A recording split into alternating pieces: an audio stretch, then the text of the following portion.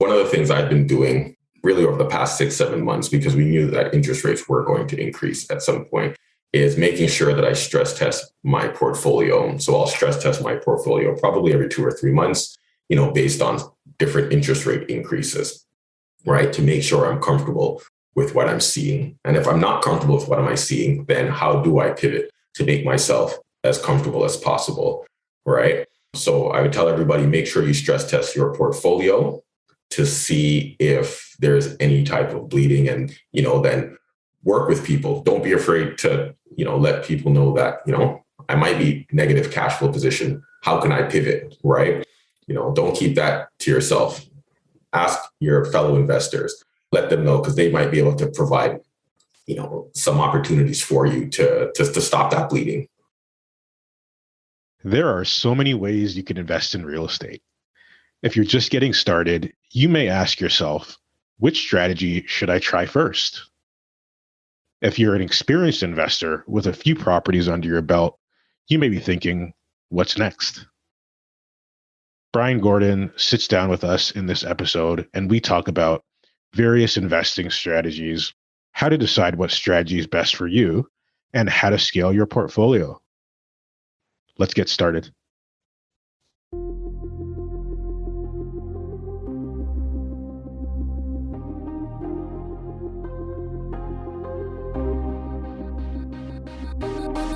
You're listening to the Black Wealth Effect podcast, where we're all about inspiring the next generation of Black Canadian real estate investors to succeed financially. If you're tuned in, that means you're hungry to take action and build wealth outside of your 9-to-5. We'll be sitting down with Black real estate investors, entrepreneurs, and allies to discuss a diverse set of topics to help you along your investing journey. Let's get started. What's going on, everyone? Thank you for joining us on another podcast episode. Today, we have a special guest with us, Brian Gordon. Brian, how are you doing today? Doing well. I'm doing well, gentlemen. How are you guys doing? We're doing great. Awesome. On the podcast, we like to go back to where it all began for our guests and, what it was like growing up. You mentioned your mom had encouraged you from a young age to pursue ownership through real estate. I'm curious, what are some of the conversations you're having with your kids about, financial literacy and wealth building as someone, who's actually living what they're preaching? Yeah. So like you mentioned, my mom always said from, as far as I can remember, you need to own real estate. You need to own real estate. And as a kid growing up, I knew what that meant, but, it kind of glosses over you when you're a teenager. And, it's just something that she continued to instill in me and my brothers. And so at a pretty early age, I think age 21, we bought our first house. And, like any mother, she was very proud. And so, you look at the conversations that I have with my kids. I have a 17-year-old daughter and a 10-year-old son. I constantly talk about financial literacy, education, understanding, trying to teach them, at least, or educate them, the difference between assets, liabilities, right? On a very, very low level that hopefully that they can understand. And one of the things I started doing as well is, there's a couple of investment groups that offer kids literacy programs, right? So earlier, I think back in July of this summer, I took my daughter to a weekend where an investment company, taught kids financial literacy and really just the basics, again, assets, liabilities, budgeting, and so on. And then actually, as recently as yesterday, another group that I'm part of in Durham held a session for younger kids. So my son was able to attend, which is nice. And, again, it was all around budgeting, financial literacy. And surprisingly, I thought it would be like pulling teeth for him. So when we got out of the session, I said, how was it? And he said it was amazing. So I think they did a really good job in trying to make it fun for kids. But again, for me, I really just try to instill it every chance or opportunity I get. Financial literacy, investing, being an employee versus being, an owner, a business owner, and the benefits that go along with being a business owner, right? And an employee. Mm-hmm, mm-hmm. Yeah, I think I love that what you're doing there. I think when we think about generational wealth, we tend not to focus on that component of the mindset. So just instilling that in your kids, that's really powerful. Yeah. And I think you touched on something important, which is mindset. And that's one of the things I wish I worked on or spent more time working on at a younger age in my 20s, right? When I was 20, my early 20s, I just wanted to buy real estate. Didn't know how to do it, but was really reading real estate books and trying different tactics. But what I've learned over the past 4 or 5 years, it's not who, not how. It's really focusing on getting your mind right, getting the right mindset. We've all heard of having an abundance mindset. And once you get your mindset right, I believe everything else will fall into place. You'll be able to connect with the right people. You'll be able to build those relationships. So one of the things I do is I spend a lot of time, reading, attending sessions on how to get your mind right, how to have a clear mind, and again, focusing just on mindset versus just real estate. Absolutely powerful points there. And, just to touch on that a bit further, I'm sure that, the encouragement from your mom was pivotal, in giving you that confidence to start your real estate investing journey.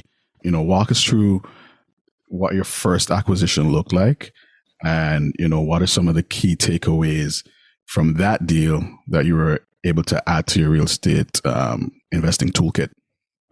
So I'll talk about my first acquisition, what I would consider as an investment. Like I purchased, principal residences when I was younger, but I'll say what I consider my first true investment property as an investor, where I took the time to educate myself, join real estate groups, among other things, is I purchased a property out in Oshawa, Durham.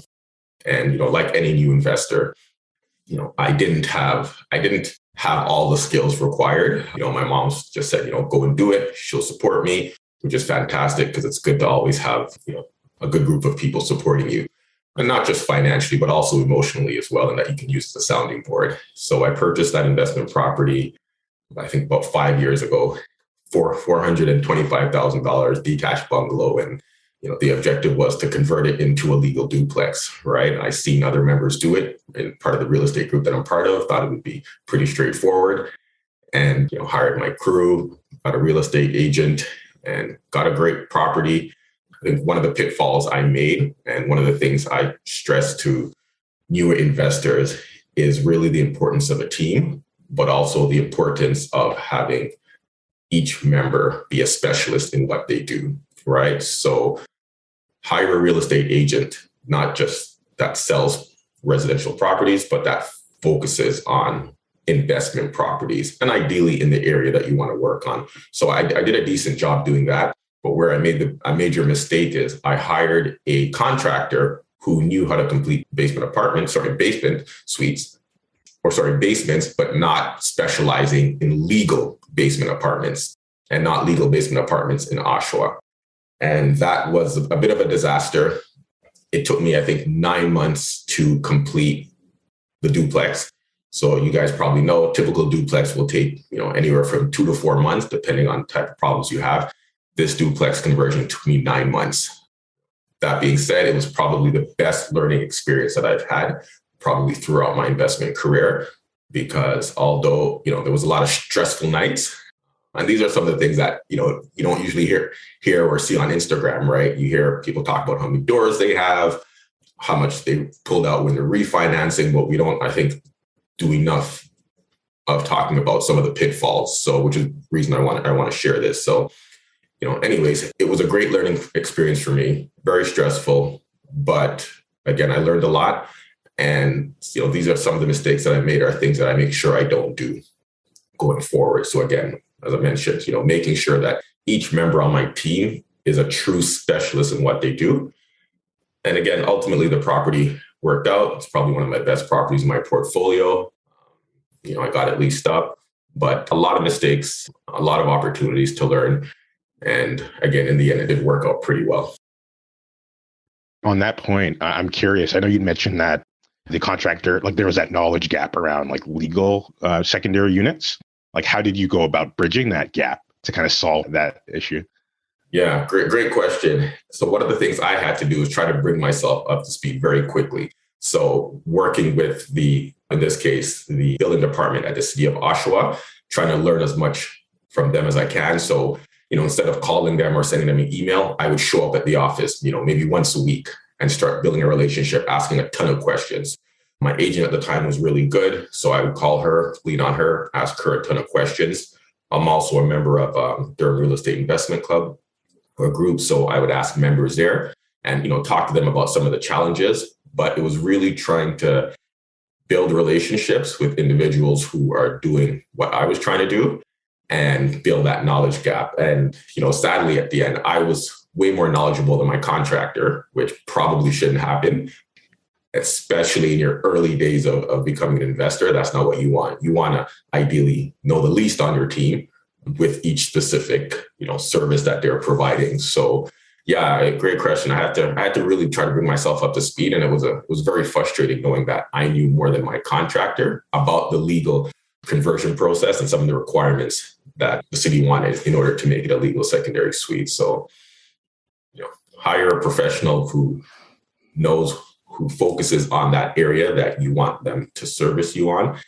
And, make sure if they don't do that exclusively, make sure at least 40, 50% of their business is doing that one specific thing. Yeah, those are valuable points that you touched on. I feel like there's, this huge opportunity for you to learn on your first project. And even though you know what you're supposed to do, what you're supposed to be looking for, there's always that instance where you kind of, make the wrong decision in like your team members. So that's an important point that you brought up there, is to really vet everyone and make sure you have the right team players. Yeah. And don't be afraid to ask questions, right? Because, when you're new as an investor or any field, right, you don't really have the confidence in what you're doing, and you may be afraid to ask some of those questions, or you may not even know what questions to ask, right? I struggle with that as well. So if you don't know, again, reach out to other individuals who are a lot further along their journey. Ask them, what kind of questions should I be asking the property manager? What questions should I be asking my contractor, right? And why? Make sure that you're able to ask those questions and be able to properly vet those professionals that you hopefully want to work with. Yeah. And I think the networking group is so important for that. And just to segue into my next question, both of us are a part of Durham REI. And, that's how I initially came across you. What was intriguing to me, at least, was, I was seeing someone that looked like me doing all these cool things and creative deals, when you would, post your wins and that kind of stuff. And, you've been a huge inspiration to me so far. So I really appreciate that. Thank you.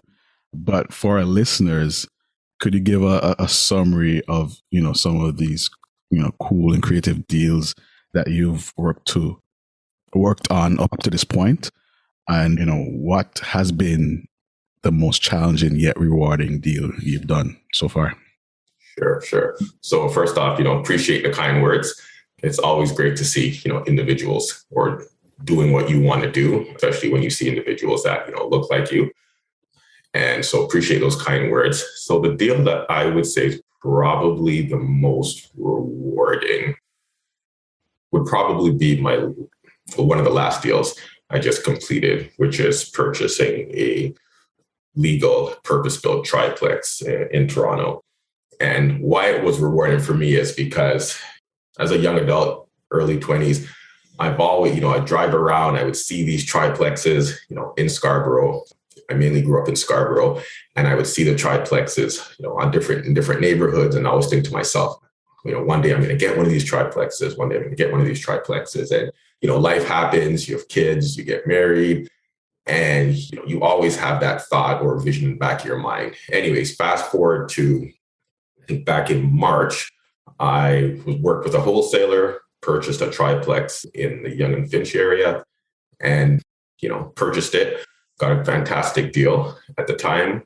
And, the strategy was to turn over the tenants, renovate each unit, increase rents, and, refinance and so on. So I think this property was a bit of nostalgia for me as well, in that it's always something that I wanted to do, specifically purchase a, purpose-built triplex, but I've worked on a number of properties, right? Whether it's short-term rentals, project in Blue Mountain.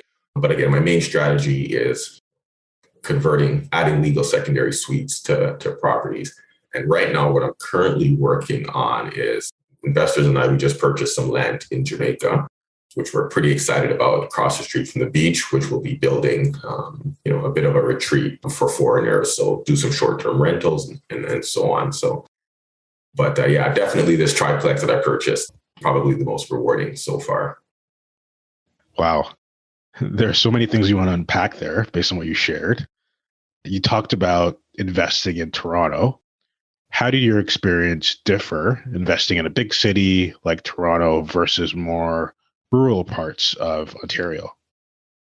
So in Toronto, I'm sure you guys know the numbers barely work, right? So you have to be very, very creative. It's definitely more challenging. And like I said, you have to be more creative. So whether it's on the financing terms or whether it's doing what I had to do with this property and not just, lease it up and off to the races, right? I purchased this property with negative cash flow position. And in order to make the numbers work, I have to renovate each unit, granite countertop, quartz countertop, add a laundry to the suites, really bring it up so I can really attract that high quality tenant so I can get those high quality rents, right? So you have to be a lot more creative versus if you buy a property, not that I consider Durham rural, but, you will say Durham, at the time you could buy a detached bungalow, add a secondary suite and cash flow right off the hop, right? And you wouldn't have to turn over tenants because, you're buying it vacant. So it's a lot, I'd say, more streamlined versus, again, having to go through some of the process that I've had to gone through with this triplex. That's awesome. Yeah, no. And so like you talked about being strategic in your approach, definitely makes sense. And so like we know that you also work in the like property evaluation space. Can you share a little bit about like what you do at a very high level? And then like what are some of the like transferable skills or experiences from that role that you apply in your real estate business? Yeah, so I actually went to school, a second career, went back to school when I was in my mid 30s and took a course through Seneca and UBC for property assessment and valuation. And I took it because I looked at the program. I got laid off from my job. I said, okay, I'm going to go back to school, educate myself. So I looked at a number of schools and I found this program that really spoke to me, right? It was all real estate courses, valuation courses. And I was like, this is perfect. This is what I enjoy. This is what I'm passionate about. Anyways, took the program and it really gave me a lot of the technical skills that's allowed me to, be a lot more strategic and more thoughtful when purchasing properties, right? So because I have a valuation background, I can quickly look at properties. I can quickly identify some of those key things that add value to properties, over and above location, right? I look at lot sizes and, among other things. So a lot of transferable skills that I've learned through the valuation side has really helped me. Right now, I work more so in stakeholder relations. So, supporting clients, municipalities, among other stakeholders. And, a lot of people don't realize, or some people don't realize that real estate really, in my opinion, is about relationships, right? And, working in the field that I work in now, mainly on the stakeholder relationship side, really supports that, right? I'm very comfortable speaking to people. I'm very comfortable meeting new people, having those conversations, asking those questions. And, because of those transferable skills, I'm able to meet a lot more professionals. I'm able to learn, listen, gain insight. So it's been very, very valuable, right? I'm okay, walking up to someone that I've never spoken to before and saying, hey, what's your name? Let's have a conversation. Tell me what you're doing so we can hopefully learn from each other. Mm-hmm. Yeah. And like, I love what you mentioned just around, and we've talked about it on the show as well, but like the fact that real estate is more than like bricks and mortar, and it's more so the relationships, the people, the skills, right? In order to be successful. That's great. And building on that note, like what are some of the top, call it 2 or 3 tools or resources that you use on a regular basis just to kind of find that like balance between, like when you think about like running a real estate business as well as working in your full-time role? So what kind of tools I use? Correct. So some of the tools I use, on a day-to-day basis really I use House Sigma a lot, right? Great tool. You don't need to rely on real estate agents because you have the solds. So I use that a lot for my comms. And then secondly, I won't call it a tool, but I use relationships, right? Individuals that are in the space, right? So I leverage contacts. I have weekly accountability calls with other investors to hold me accountable and for me to hold them accountable, right? And we can, leverage each other's skill sets. And it helps me in a couple of ways. One, I'm able to learn and work through problems with them, but it also keeps me accountable to make sure I stay on track and I'm doing what I say I'm going to do. And that's helped me quite a bit. So whether it's an accountability partner or you're part of a mastermind, I totally recommend, if you are or you want to become a serious investor, that you join a mastermind or have an accountability partner to support you on your journey. Yeah, those are really great resources. Love House Sigma and the concept of, having accountability and holding others accountable within your network. Love that. You and I chatted previously and, we talked about wanting to diversify and, expand your business by, picking up properties in the States. For that listener who may be thinking, why would you leave Canada and start looking in the States to expand? What would you say to that person? And, for a number of reasons. Mm-hmm. One is geographical diversification, right? I believe in, being a specialist in what you do, but also having diversity, right? So you get geographical diversification if you diversify out of Canada. You also get currency diversification, right? So whether you're going to the States, Europe, you get currency diversification. And then also with legal diversification, right? So whether it's the local jurisdiction and, the landlord tenant board, but also municipal diversification. And those are some of the things that are really, I'll say, pushing me outside of Canada or Ontario and really making me or forcing me to look at other jurisdictions. I'd say those are some of the big reasons. And there are always opportunities in your neighborhood, but, why make things more difficult for you if you don't have to? Yeah, pretty much go where you want it, right? Yeah. Where your capital is most appreciated, I'll say, right? Absolutely. And for a numbers-driven person like myself, what do the numbers look like on your pro forma for these type of investments in the States?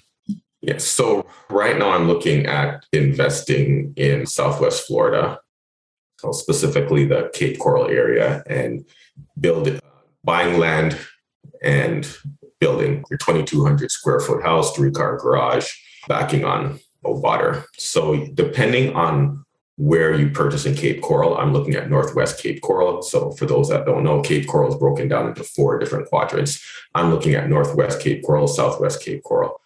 And in Northwest Cape Coral, you can buy a lot for anywhere from $50,000, to $300,000, right? I know investors that are focusing around the $50,000 range. I'm looking at more of the $100,000 range, right? You could buy a lot for $100,000 US dollars, of course, and then build for, say, another $300,000, right? $350,000, right? Sell the property and net around $150,000. So sell it for around $600,000, right? So you can walk away with comfortably, let's just say $100,000, maybe $150,000.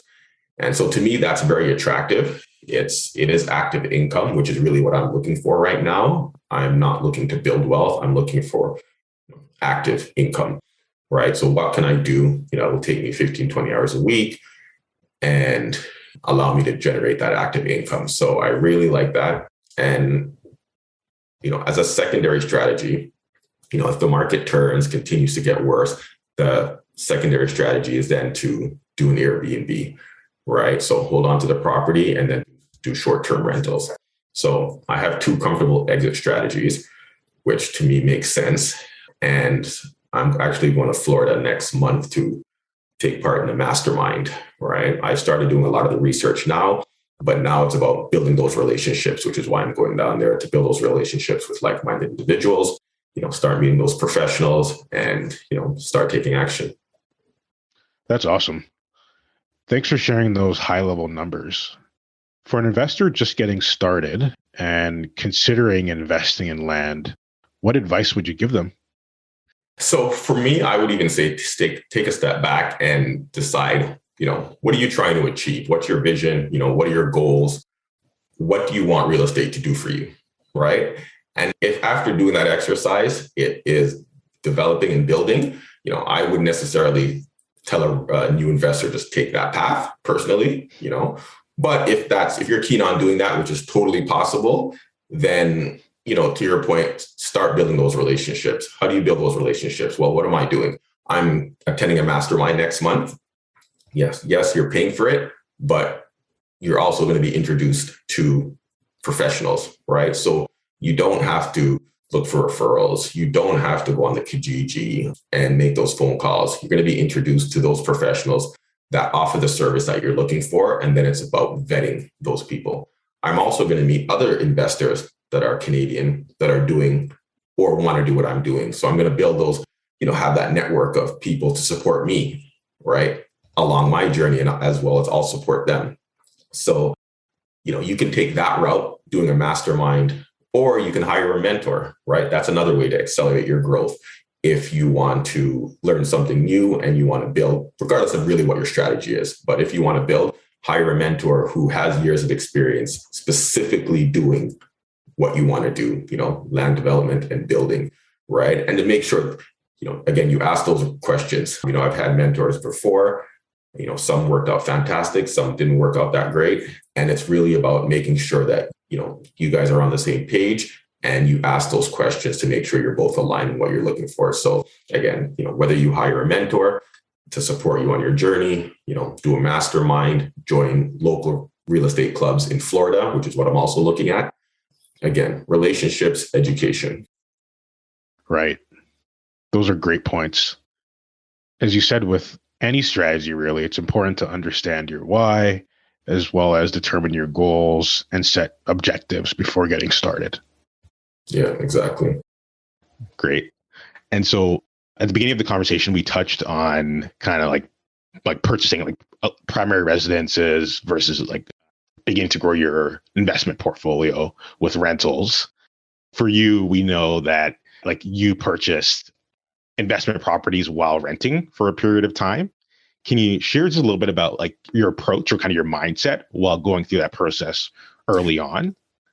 Yeah. So, and a lot of people, when I tell them that I rented for the past, I'd say probably 6-7 years, they're kind of taken back because they know I have a reasonable portfolio and then they can't believe it. But it makes sense for myself and my family. First off, we lived downtown, great neighborhood in the annex. And, the price to purchase there was a couple $1 million, but we love the neighborhood, we love the school district, and it made sense for our family. So it made more sense to rent and then deploy our capital and buy real estate, which is what we did. Ultimately, we lived there for a couple of years. We moved, and again, fantastic neighborhood, but the numbers didn't make sense to buy. And that's a bit of my pitfall too, right? I'm always looking at the numbers, right? And numbers need to make sense. But yeah, so we just kept on deploying capital, purchasing investment properties, and while living in the neighborhood that we wanted to live in, great school districts for the kids. Because again, everyone has to do what's best for them, but this worked well for myself and my family.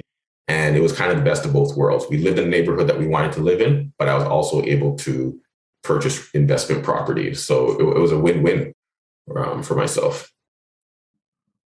Yeah, that was a really good strategy and mindset around capital and just deploying that to get a return. I think we often get hung up on owning a primary residence and that emotional feeling. So yeah, I love that mindset around that. Yeah, and it was a challenge for me too, being able to switch my mindset from being an owner in my principal residence and renting. And it took me a while to get over that mental hurdle, to be honest. But, I eventually did, and it worked out well. So I would encourage everyone to, at least think through that. You don't always have to own your principal residence. Mm-hmm. If you can, great, but you don't have to. Yeah, I think you get more return deploying $200K and buy an investment property than, put it in into your primary residence. So that's a great point.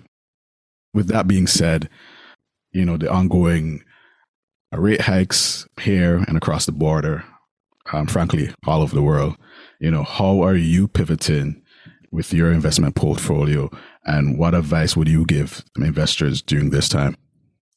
These interest rate increases have obviously caused a lot of challenges for investors, residential property owners. So one of the things I've been doing really over the past 6-7 months, because we knew that interest rates were going to increase at some point, is making sure that I stress test my portfolio. So I'll stress test my portfolio probably every 2 or 3 months, based on different interest rate increases, right? To make sure I'm comfortable with what I'm seeing. And if I'm not comfortable with what am I seeing, then how do I pivot to make myself as comfortable as possible, right?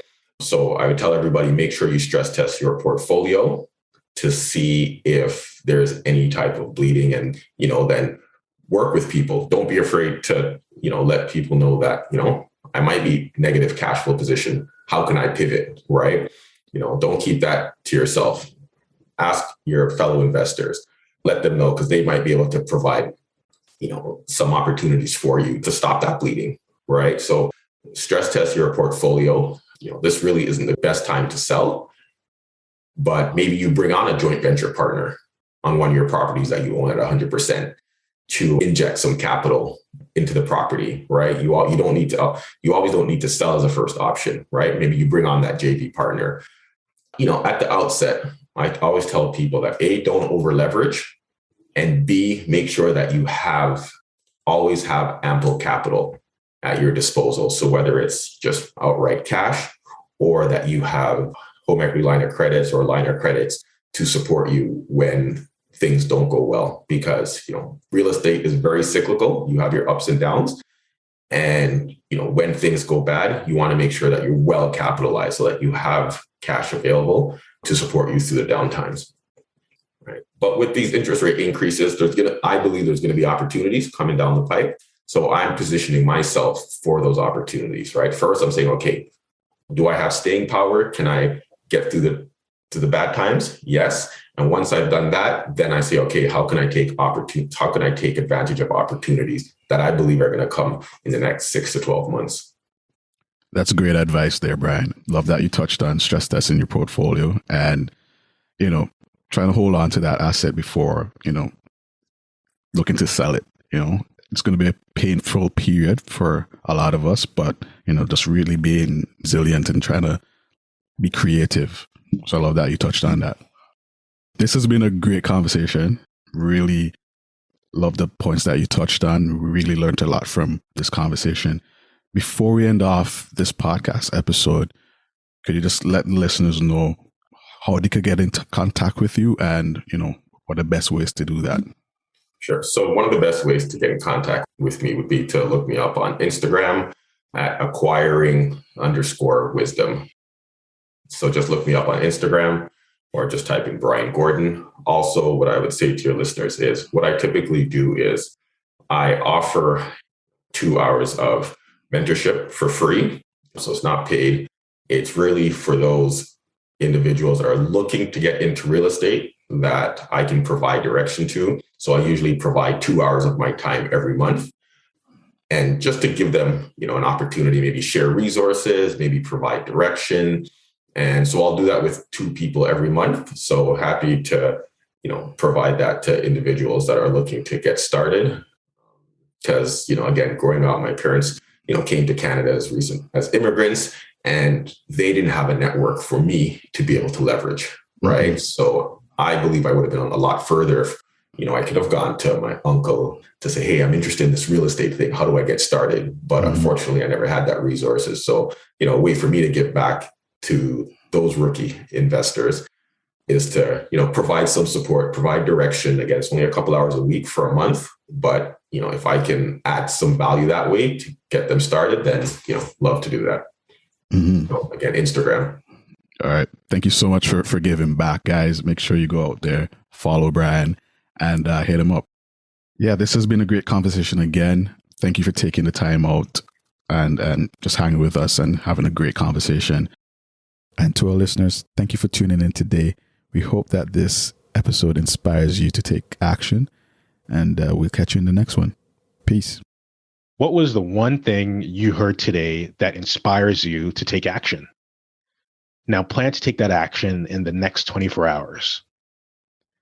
If you're looking for more support, ideas, or just want to connect with others like you taking action, join us in the Black Wealth Effect Facebook group. The link is in the show notes. Thank you for listening, and we'll catch you next time on the Black Wealth Effect podcast.